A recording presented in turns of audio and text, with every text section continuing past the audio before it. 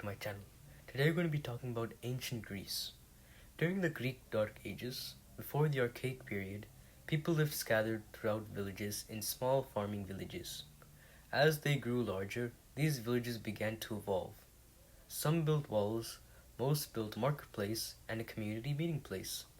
They developed governments and organized their citizens according to some sort of constitution.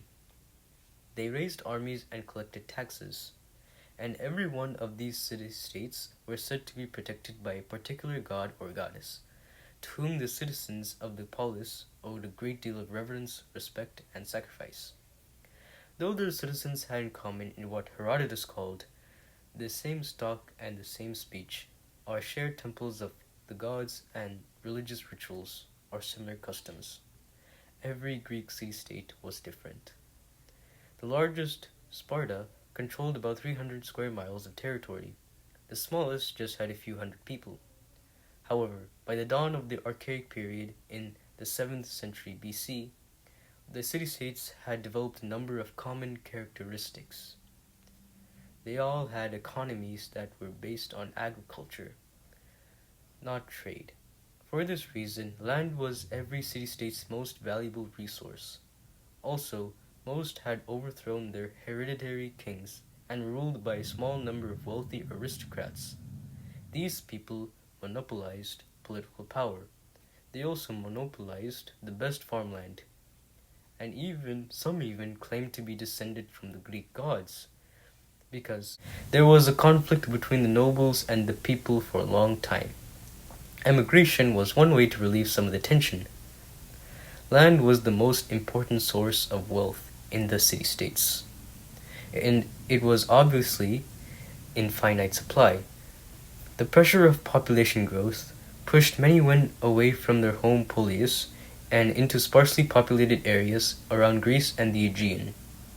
Between 750 BC and 600 BC, Greek colonies sprang up from the Mediterranean to Asia Minor, from North Africa to the coast of the Black Sea. By the end of the 7th century BC, there were more than 1,500 colonial polis. Each of these polis was an independent city-state. In this way, the colonies of the Archaic period were different from other colonies we are familiar with. The people who lived there were not ruled by or bound to the city-states from which they came. The new polis were self-governing and self-sufficient. As time passed and their population grew, many of these agricultural city-states began to produce consumer goods, such as pottery, cloth, wine, and metalwork. Trade in these goods made some people very wealthy. These people resented the unchecked power of the oligarchs and banded together, sometimes with the aid of heavily armed soldiers called hoplites, to put new leaders in charge. These leaders were known as tyrants. Some tyrants turned out to be just as autocratic as the oligarchs they replaced, while others proved to be enlightened leaders.